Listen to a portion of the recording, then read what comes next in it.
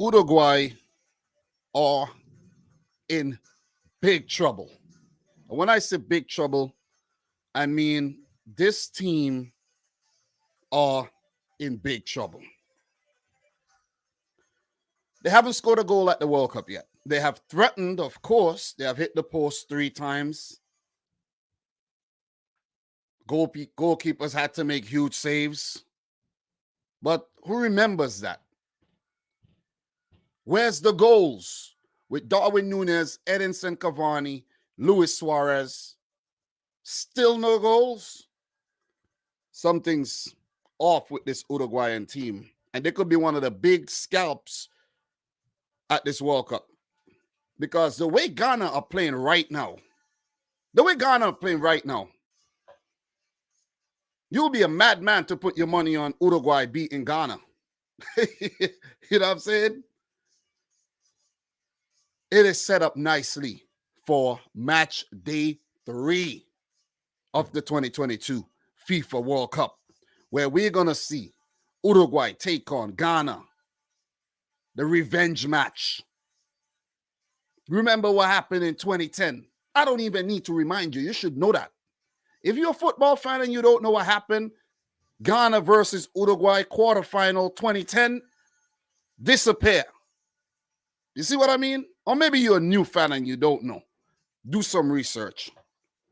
It's going to be a huge one. And I have a feeling that Diego Alonso might switch up his tactics and play both Cavani and Suarez along with Núñez, just throw the kitchen sink at it.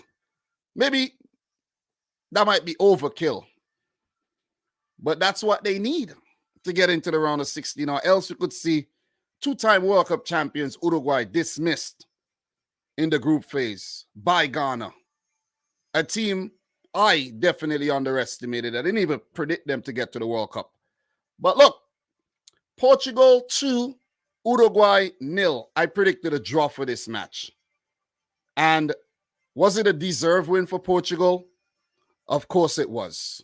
They dominated for large parts of the game. Even though Uruguay had their moments, it was mostly Portugal. And even towards the back end when Uruguay had a lot of the ball and they threatened, you have to give credit to Portugal for actually keeping them out, staying in the game, and getting that second goal to see off the Uruguayans. Are Portugal the final product? Do they look the polished team? Not by the stretch of the imagination at all. They don't. Still questions to be asked defensively, in my opinion. A lot of injuries to deal with as well, where the flow or the fluency have been disrupted. But could they get it right with a third match against South Korea, bringing in some new faces for their round of 16 clash against whoever they would face up against? And that could be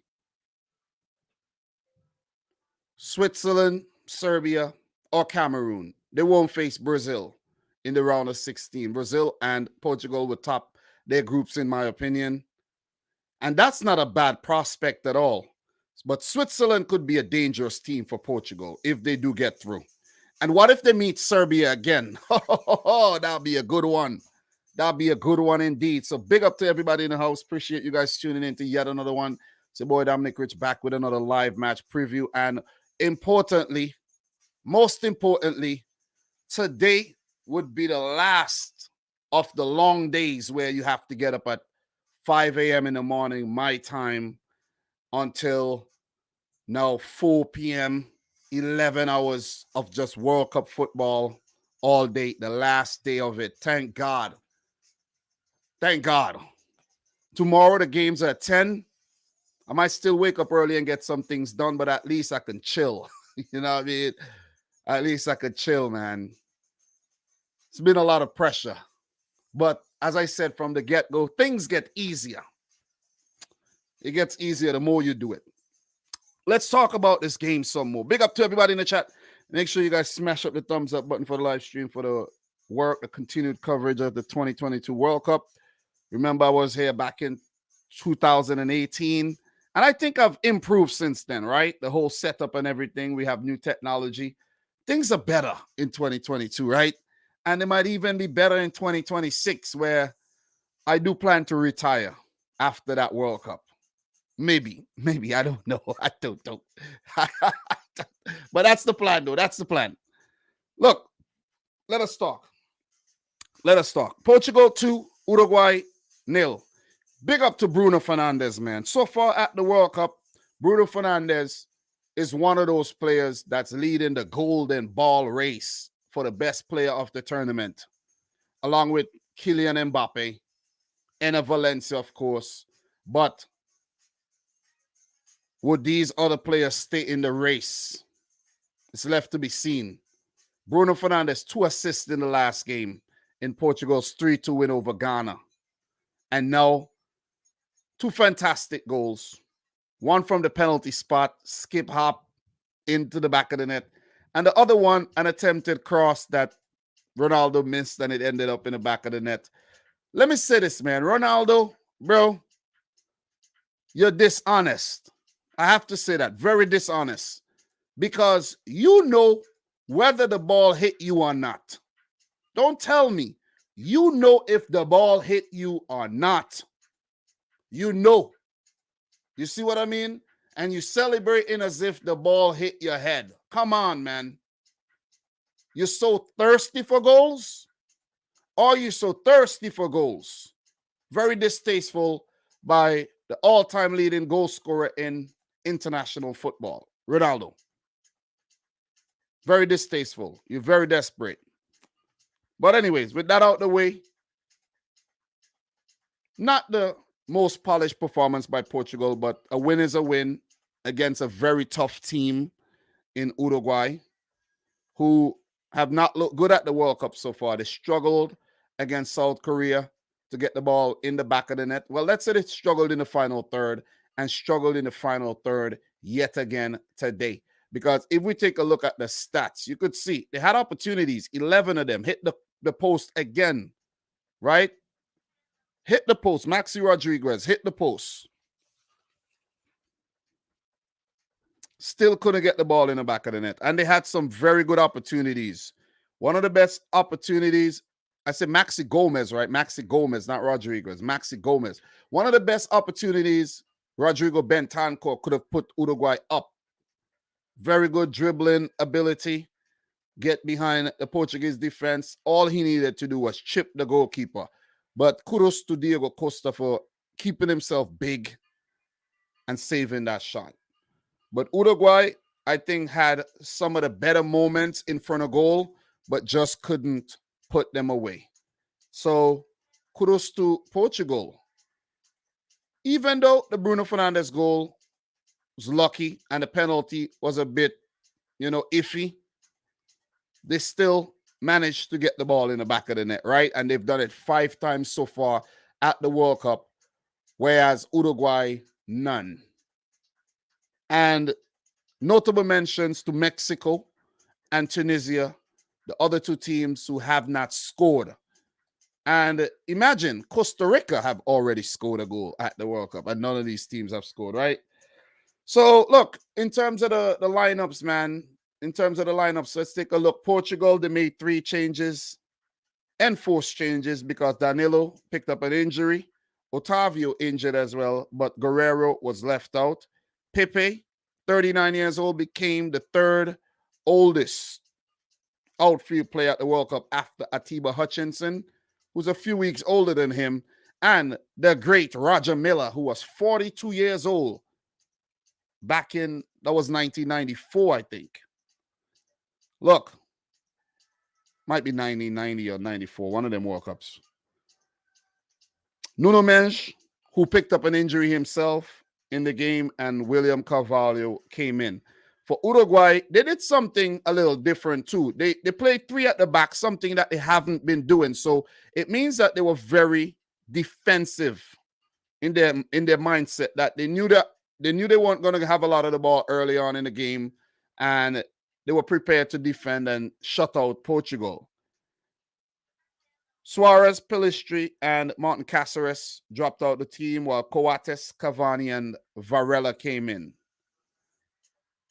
Look, Portugal won top for the early stages of the match. And kudos to Uruguay for keeping them at bay, keeping them rather quiet in the final third. Not many big chances. But Bentancur, on the break, transition, had the first big chance for Uruguay and didn't take it. That would have been one of the goals of the World Cup indeed, but he didn't take it. Nuno Mendes got injured around the 40th minute. He had to go off. And I have a question. Why do footballers cry so much? I can't tell the last time I cried. Footballers cry a lot, if you guys don't realize. They love to play football so much that just the thought of them not being able to play anymore, they cried. Portugal dominant, Uruguay, they look dangerous in the transition, 0-0 at halftime. Ruben Neves also had to deal with a bit of injury along with Ruben Diaz early on in the game. It was a very physical affair, you know. Suspect refereeing, in my opinion, I think. Some of the refereeing decisions have been suspect. There was a pitch invader, and he ran out with a rainbow flag. And I realized that the commentators mentioned absolutely nothing about it. Nothing. When I tell you nothing was said about it, nothing was said about it. And I was like, okay, I see what's going on here. No publicity whatsoever for that stunt that was just pulled. None. Right? And this is what it is right here. This is what it is. This is what it is right there, guys. The pitch invader, save Ukraine Superman shirt, and he's also flying the rainbow flag for the LGBTQ community. One love and respect for Iranian women. So a lot of messages. Guys, I'm going to hit you with a bit of dark humor right now. That guy is getting executed.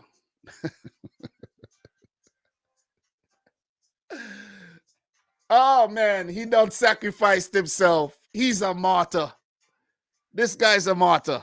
This guy's indeed a martyr, man. So, yeah, he is a martyr.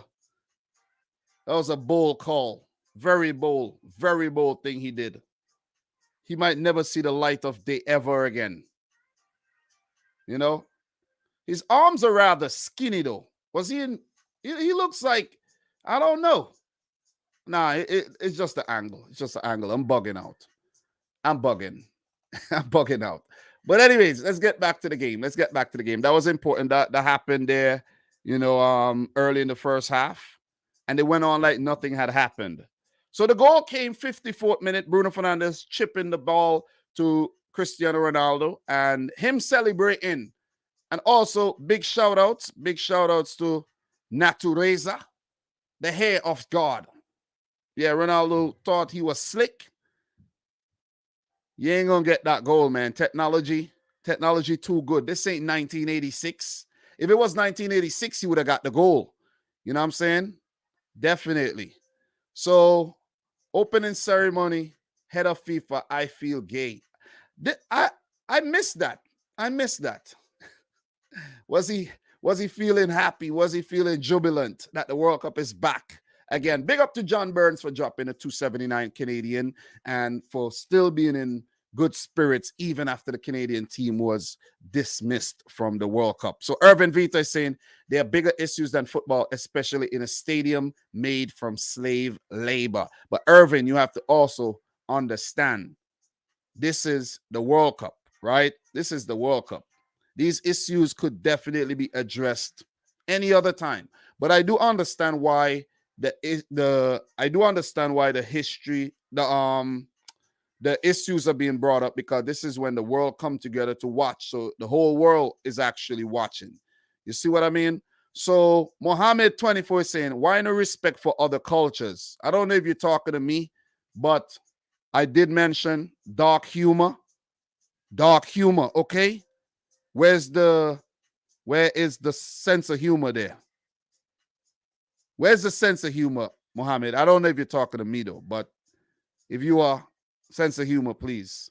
So you also asking, do you think Korea is over? South Korea, of course, they're done. They're done. They're done. It's a wrap for them. They're not gonna beat Portugal. It ain't happening. No miracles here. No miracles. You know what I'm saying? And South Korea, good result against Uruguay, but not a very good one against Ghana today. So look here. We continue. The goal. Very good goal scored by Bruno Fernandes. Ronaldo tried to steal the goal, but we knew that it was never his goal. And Cristiano Ronaldo almost picked up an injury when he kicked into the back of I think that was Darwin Núñez's heel. Darwin Núñez snuck up on him and took the ball away, and he kicked him. That could have been the end of the World Cup for Ronaldo. Those could be very, very dangerous, man. Very, very dangerous kicking into somebody. Uruguay, being 1-0 down, had to make some substitutions. And give it up to Diego Alonso. He brought on Pelistri, and that's just after Cavani had a good chance that he squandered, missed the kick.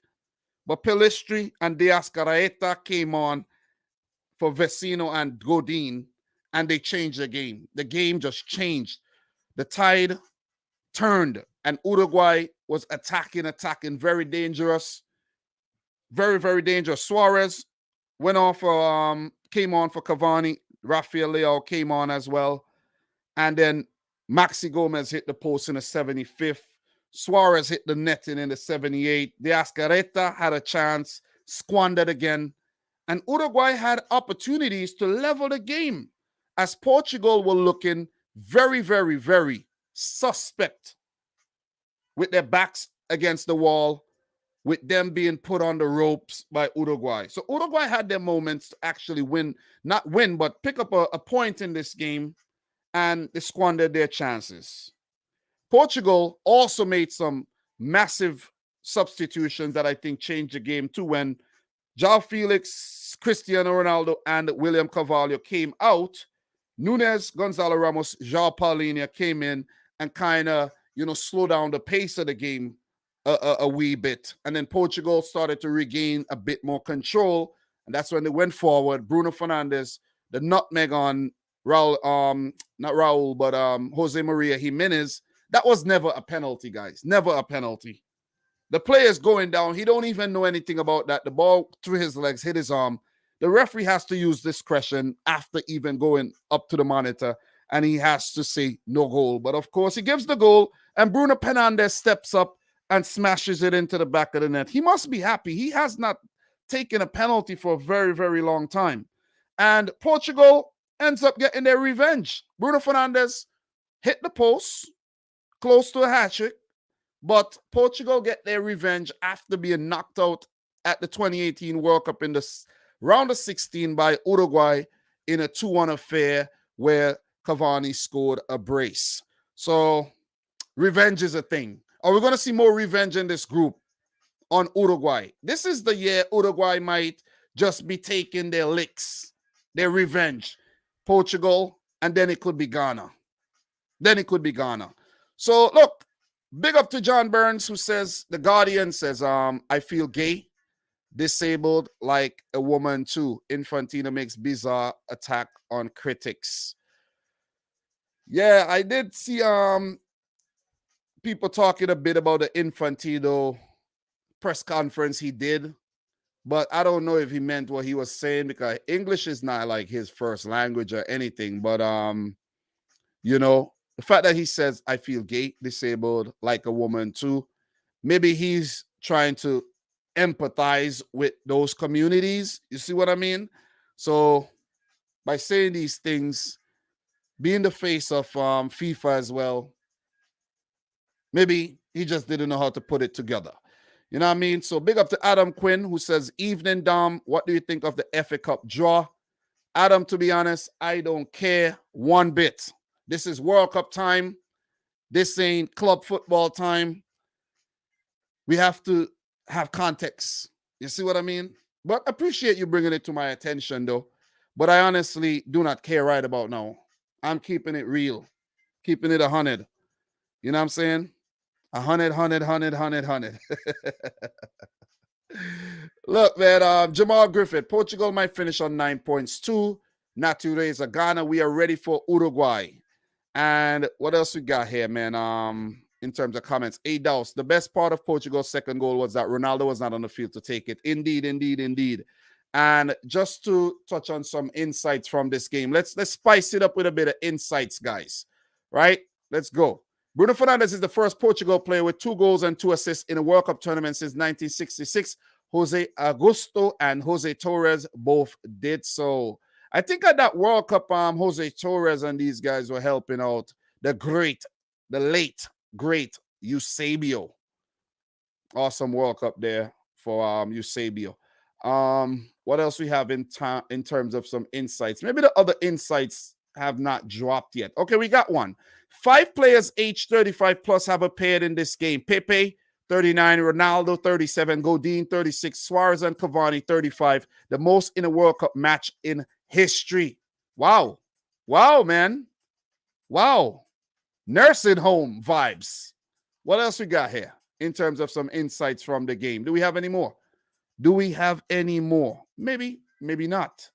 Okay, I don't think we have any more. Okay, Bruno Fernandes has been directly involved in 7 goals in his last 5 Portugal appearances, 4 goals and 3 assists. You could add 1 more goal to that. So Bruno Fernandes is the man of the hour. It's not Ronaldo, it's Bruno Fernandes. But we know Ronaldo loves to steal the spotlight. We know that about Ronaldo. We know that, man. You know? So Donovan is saying, I hate these stopping penalties by Bruno Fernandes. Not one motion for me. I know. Guys, drop the comments in the chat. You know, big up to John Burns for dropping the super chats, though. Definitely appreciate that. You know, you dropped 2 super chats already, even though Canada got knocked out.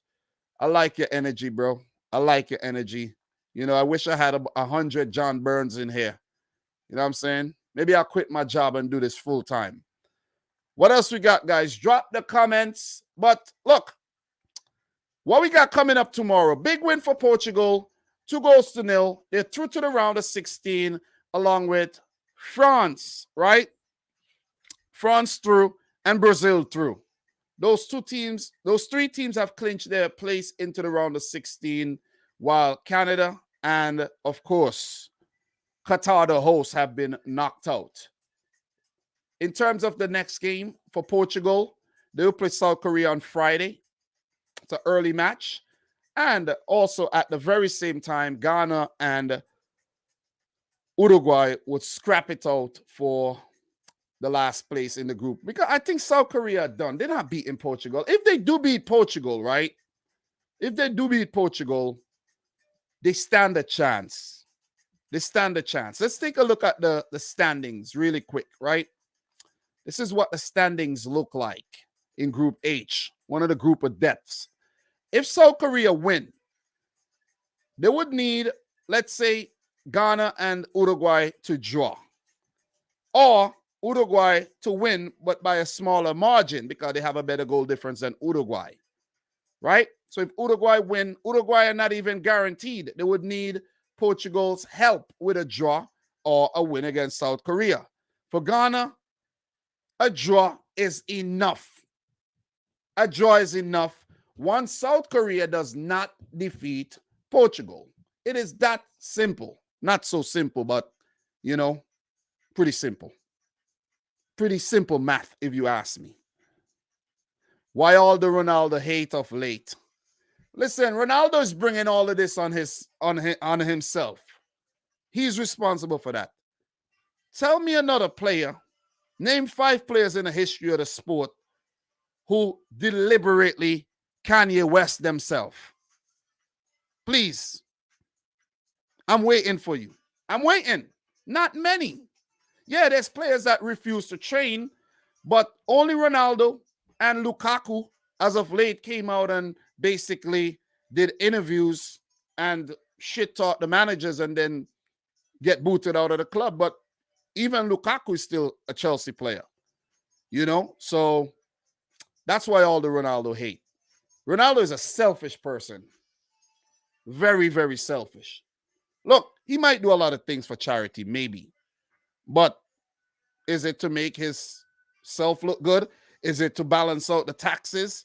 You know what I'm saying? So I like Ronaldo, though. I don't hate Ronaldo. I like Ronaldo. I like Ronaldo, you know what I mean? So big up to John Burns again. After Infantino's comments, captains be warned of yellow cards for wearing rainbow armbands. Imagine that, right? Imagine that. Qatar has been a very controversial host, I have to say.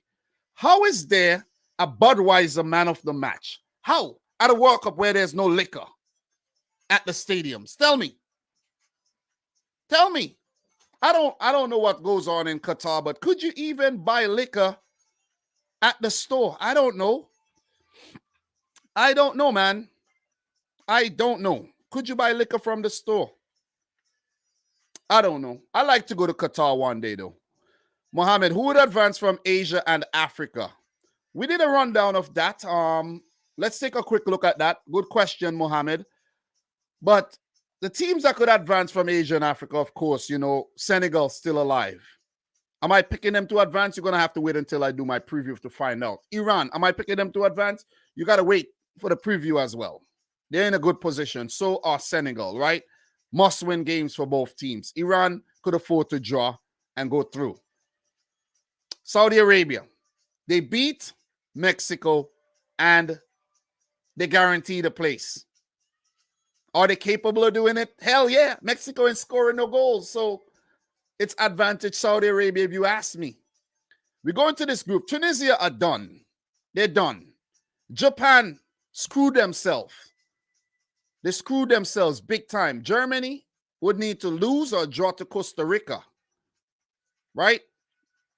And a Japan draw against Spain would put them through if that result holds.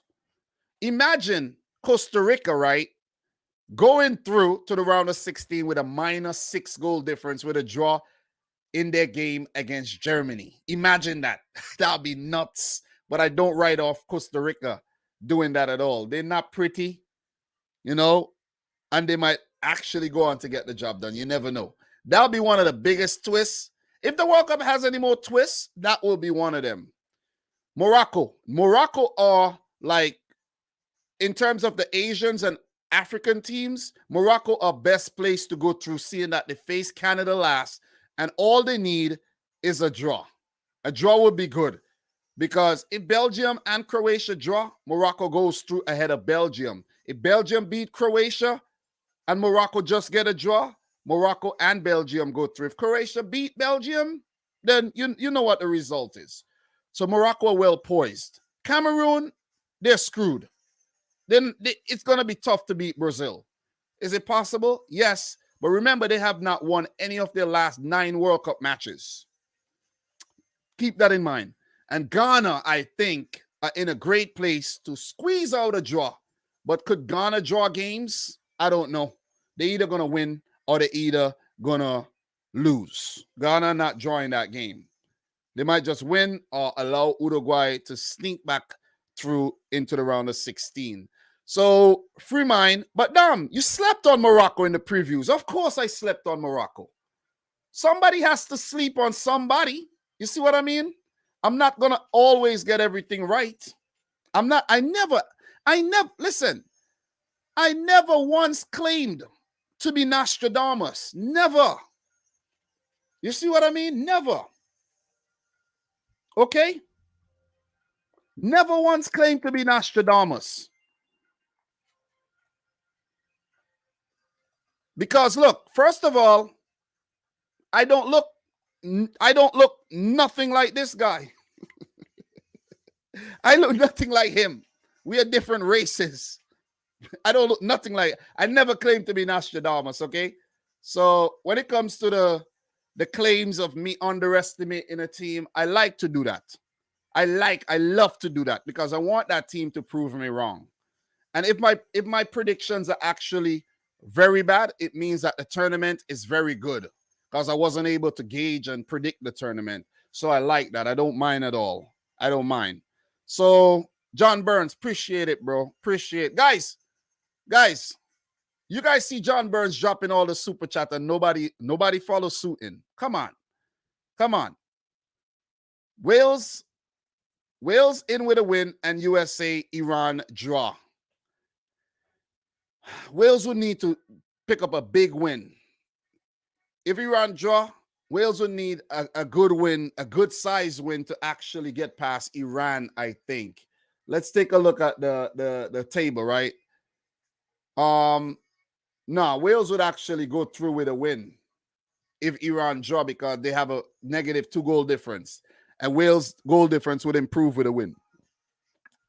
Yeah, that one's going to be tough. That one's going to be tough. Wales have not defeated England in this new century. They've played 6 times. Never happened. Never happened. And big up to Brilliant Beaches for being a member of the channel. Appreciate you. Hui Kim, yeah, they don't need to just rectify that. I think you're talking about Wales. If Wales do win, I don't know what you're talking about, by the way. I don't know. I don't know what you're talking about. Explain yourself. Domstradamus. Australia will qualify. Oh, I forgot Australia. Oh, man. I forgot Australia is in Asia for 1 second there. Australia. Let's take a look at it. I really forgot, I skipped past this group when I didn't realize Australia is not an Asian country, but they're part of the AFC. So I totally forgot. Pardon me. Australia is going to be tough. It's going to be tough against, Denmark. I think it's set up nicely for Denmark to sneak in. I would love to see Australia sneak in. Oh, the Wales thing. Okay. So, look, let me see what else you guys are saying. For true, still trying to figure out why they wanted to host it. I'm not sure I like 2 games being played at the same time, but I can understand. Oh, 2 games being played at the same time came about because of one thing, free mind. If you don't know, 2 games are being played at the same time because of something called, I forgot what it's called, but 1982 World Cup. This was when it was changed. And let's go down to that World Cup really quick. Let's go do a little bit of history lesson. I'm going to give you guys a little bit of history lesson, okay? And we go down, and it's called, let me see what it's called. Let's go. Let's go, group stages. Okay, groups. First group stage. All right, something of He-Han it was called. I can't remember what it was called, but somebody let me know in the chat. Somebody let me know in the chat, man. I know it's called collusion, but the whole thing was called, damn, I forgot what it was called, but it's somewhere here. It's supposed to be somewhere here. And let me see. You see, He-Han was one of the hosts, right? He-Han. And it was actually, let me see. I need to find this. Somebody drop it in the chat if you remember. The Disgrace of He-Han. Is that what it's called? Let me look it up. The Disgrace of He-Han. Yeah, I think you're right with that. All right, let's talk about that. Let's do a bit of history lesson. The Disgrace of He-Han is the name given to the 1982 World Cup football match played between West Germany and Austria at the El Molinón Stadium in He-Han, Spain on 25th of June, 1982. The match was the last game of the first round Group 2, with Algeria and Chile having played the day before, right? That was the last game of the group. And Australia and Chile played the day before. With the outcome of that match already decided and known, a win by 1 or 2 goals for West Germany at the expense of Austria would result in both West Germany and Austria qualifying instead of Algeria, which had defeated West Germany in the first game. The Germans scored the only goal within the first 10 minutes of the match, which progressively deteriorated towards the near standstill in the second half. Spectators of the match accused both teams of fixing the outcome, although FIFA ruled that neither team had broken any rules. As a result of this and similar events at previous World Cups in Argentina, FIFA revised the group system for future tournaments so that the final 2 games in each group would be played simultaneously. You see? You get it, guys. You get it. All right. So the background of this game, look, this is what happened. Austria, they were top in the group with 4 points. You see that? Algeria was second, right? Having played and beaten Chile the day before. And then on the final situation in the group ended with both West Germany and Austria going through ahead of the African country of Algeria, which is nuts when you think about it. So basically, Austria colluded with Germany and allowed them to actually go on to win the game. The disgrace of Gijón. Sporting Gijón is the club that hails from that city.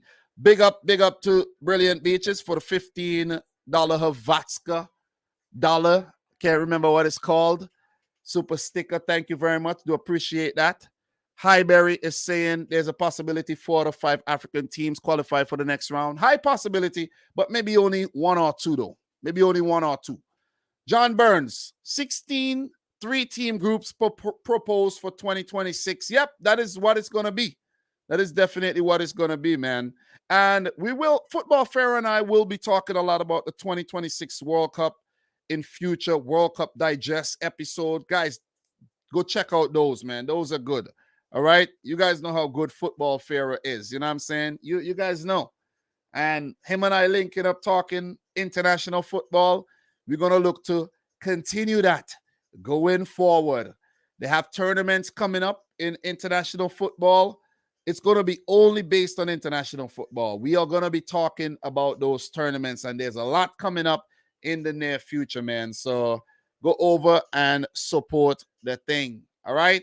Please, I will definitely appreciate that. So, guys, in terms of the games coming up tomorrow, let's get back to the World Cup thing. And in the future, I want to continue doing these World Cup type videos where we look at old things. I like this because most people don't do this, you know what I mean? And with the club scene, it's very saturated and watered down, and you know, people have their own preference, and doing club content about one league or you're all over the place, you tend not to get the traction. I've always wanted to do the World Cup content, but you know, I get drawn into the club stuff and I lose my focus. You know, so John, could be a lot of disgrace 2026 2 or 3 go through. So in the 2026 World Cup, you're drawing me into the 2026 World Cup right now. Let's take a look at the 2026 World Cup really quick. A peek into the 2026 FIFA World Cup hosted by Canada, Mexico, and the United States of America, right? In terms of the format will be, okay. First of all, these were the proposal. Expand to 40 teams, 8 groups of 5 teams, 88 matches. Expand to 40 teams, 10 groups of 4 teams, 76 matches. Expand to 48 teams, opening 32-team playoff round, 80 matches. And I think it was settled on expand to 48, 16 groups, 3 teams, 80 matches, right? So it's going to move from 64 matches up to 80. More games, more money for FIFA, right? So look. On January 10, 2017, the FIFA Council chose the 4th option and voted unanimously to expand to a 48-team tournament. The tournament will open with a group stage consisting of 16 groups of 3 teams, with the top 2 teams progressing from each group to a knockout tournament, starting with a round of 32. The number of games played overall would increase from 64 to 80, but the number of games played by the finalists remains at 7, okay? The same as the 32 teams. Each team will play 1 fewer group match than under the previous format, compensating for the additional knockout round. The tournament will will also be completed within 32 days, the same as the previous 32-team tournaments. All right, so that's what it looks like. The hosts, of course, we know CONCACAF, the USA, Canada, Mexico would actually host the World Cup, which means those teams would get a direct place into the tournament. I plan to put out a video in the future doing a prediction. I did one in 2018. I should have done one already for the 2022 World Cup. I will do one. I promise I will look into doing one and, including some fun teams as well. So, look, Angel, in 1978, Argentina had to beat Peru 6-0 to qualify and knock out Brazil. It happened, and Brazil was eliminated. Nuts. With that being said, Angel, save that. Stick a pin. We're going to discuss that next time around. Jamal Griffith, man. Thank you very much. I think Jamal Griffith was actually waiting to see if, this guy Dom is the real deal. Thank you very much for the $9.99 super chat. Do appreciate it. Thanks for the tireless World Cup coverage. And talk about tireless, bro. Talk about tireless. I got 4 previews to do today. And on top of that, guys, I have to drop the wife to the store for her to get some things. She's traveling. Okay, she's traveling. I got to get some, take her out. And I don't know where I'm going to find the time. I think what I'm going to do, she said she didn't want to go out before it's dark, but it's already dark in New York. So I'm going to take her out, let her get her things, let her do her thing, let her be happy. And then I'm going to come back home later and I'm going to bang out those 4 previews, get them out and, get that World Cup content flowing. You see what I mean? So that's the whole conundrum I have on my hands right about now. Big up to John Burns, bro. Appreciate you supporting the thing 100% with the wallet. And I appreciate everybody supporting the thing with their eyeballs as well. Brilliant Beaches, you too. Dom, who is the best player of all time in your opinion? Boy, that one's difficult.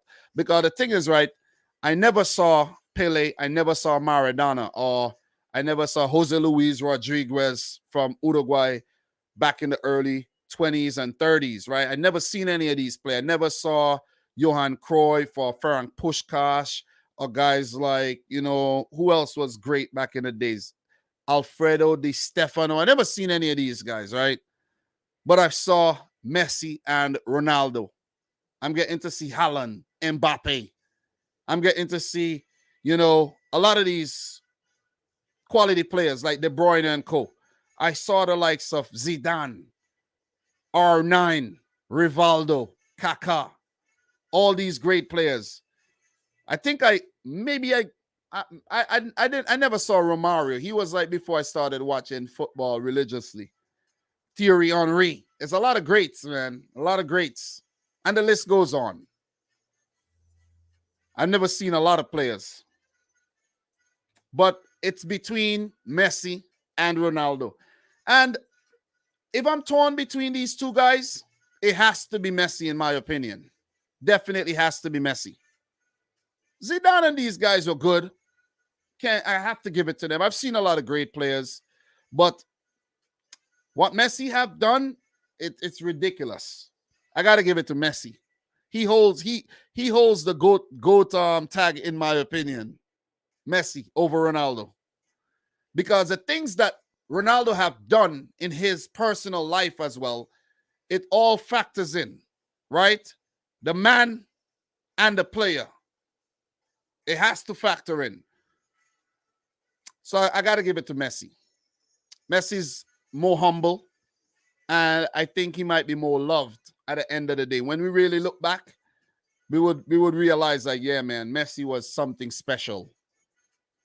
So, look, man, what FIFA should do, in my opinion, have a 32-team World Cup every 2 tournaments and then a 48-team World Cup. Nah, that's too many tournaments, bro. Way too many tournaments. But, guys, I've been live for 44 minutes, and I've done this 4 times today, and I still have 4 videos to drop as well for the matches that's coming up tomorrow. My aim is to do a video per game for the World Cup. 64 previews. Okay? and 64 reviews. Nah, not 64 reviews. I've actually had to double up for some of the reviews, okay, because time restraints and all that. But a lot of content for November and December until the club football come back around and I slow down a bit. But I'm gonna try to keep this international thing going along with the club thing. Appreciate it. So look, big up to Highberry who says, hearing your voice while listening to your sports commentary makes me happy. You're good, entertaining, humble, and genuine, nice guy. Thank you very much, man. I honestly do not like to hear my own voice. I don't. But a lot of people say they like my voice, though. I don't know why, but I appreciate it, Highberry. I appreciate it. Appreciate it, man. Appreciate the love. Appreciate the support from everybody. I wish I could just stay on and just go live for hours. But what I might do, right? I might actually go live later. What I might actually do, when I'm already done recording the videos, I'm gonna actually upload all 4 videos when I'm done recording them, and I'm gonna go live and I'm gonna make the thumbnails and stuff while I'm live and talk to you guys about World Cup, like do somewhat of a Q&A and like a World Cup and chill, pull up the thumbnails, make the thumbnails and all of that. I actually showed you guys that earlier. Let me actually show you exactly what I'm talking about for those of you guys who missed it a bit earlier, right? So look, this is what I'm thinking about doing, right? So for example, like this right here, like this is my Photoshop screen, right? So I'll be here talking to you guys, reading your comments and making the thumbnails for the previews for the tomorrow games and the games the day after and the day after. So instead of just being here sitting down making thumbnails by my lonesome, listening to, what's the album I'm listening to right now? Let me tell you guys the album. Listening to Tanto Metro and Devante, Everyone Fall in Love album from 1999. So instead of doing that, I could just be here live, chatting with you guys, delving into some of the past World Cup history and things like that. You know what I mean? That's fun. No one else does that. That's the thing. I want to do something no one else does. I want you guys to see the process as well, going into making thumbnails and all of that good stuff. Big up to Bruno Gomes. You sung Portuguese, dropping a $2 euro, who says, been enjoying the videos for years. Thanks, man. Thumbnails and chill. Song's good. Yeah, man, and watch how I cut out myself out of a picture and all of that. And, you know what I'm saying? And cut out players and all that. And, we could do a lot of things. You know what I'm saying? Or maybe we even look into designing a new thumbnail design for the next round. You see what I mean? For the knockout phase, we might have something fresh, something a little different while I'm here talking to you guys. You see what I mean? Like, I'm planning on doing something like that. So big up to John Burns again. Where should Dominic watch the 2026, the World Cup in 2026? I might actually, go around and watch a few games. Big up to Carl Headley, man. Big up to Carl Headley. BM is saying you're an oldies dancehall fan like myself. Yeah, the dancehall ain't the same anymore, man. There's some good tunes. But it ain't the same like, y'all say, whoa, yeah. Na, na, na, na, na, na, na, na.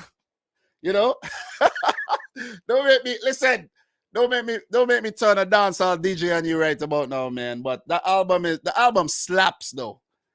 Everyone Falls in Love, Shaka Demus, not Shaka Demus and Pliers. What am I saying? Tancho Metro and Devante.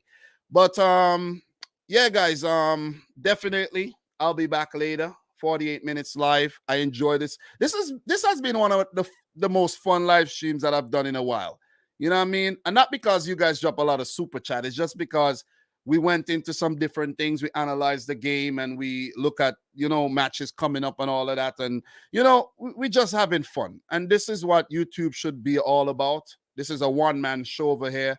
I do have guests from time to time, but, it's hard work. And, I'm not like, some of those channels, they have a lot of help. And you need that in order to grow really, really big. So kudos to all my fellow creators doing their thing all by their lonesome. And all the channels out there grinding, doing their thing. But, it would have been nice if this was a full-time gig for me. that I would have had my own working hours and do what I want, but that's not the case. You know what I'm saying? And everything happened for a reason because it is what it is. It would be nice that I could be on my wife's medical and do this. I just stay home, be a stay-at-home dad. That would be nice, but that's just not the case, man. As for now, I'm out there grinding on the W2. I'm doing this and more. So, guys, look, appreciate everybody, guys. Make sure you smash up the thumbs up button for the stream. I plan to continue the international football after the World Cup ends and build up to 2026. I have been doing that. If you guys go back and you check the channel, I have been doing that. I have been doing a lot. Guys, I don't think, and I'm honestly speaking, I don't think there's been anyone who has done more World Cup build-up content like your boy Dom. But when the World Cup comes around, everyone just want to jump on the World Cup bandwagon. You know what I mean? But it is what it is, man. It is what it is, man. That's just how the game is. That is just how the game is. And we have to appreciate the good and the bad. But you guys who know, you definitely know. You see what I mean? If you know, you know. The Road to Qatar playlist, guys. The Road to Qatar playlist has 250 videos and clips in there. The CONCACAF project, 74 videos. This has been a long time in the making. Just remember that. This has been a long time in the making. Angel is saying go and have Hope Hut with Michael. It would be for, Mike be over there? Guys, when you're busy putting in the work, you don't really have time to go live with other channels. Just remember that. But I do watch a little Have Hope. I do watch Mike's content, football for content and all. You know what I mean? Big up to Natu Reza. I'm working hard to be a professional footballer and play for Ghana. Respect and all the best. Hopefully you come back in the future and you say, hey, remember me? Remember me? Yep. Appreciate it. So, guys, thanks for tuning in, man. I'm going to head on out of here. I'm going to go drop the wife to get some things. And then I'll come back. I'll bang out the previews. I've already written up all the previews. Already done that. I will drop my predictions for tomorrow. Some of them will be controversial.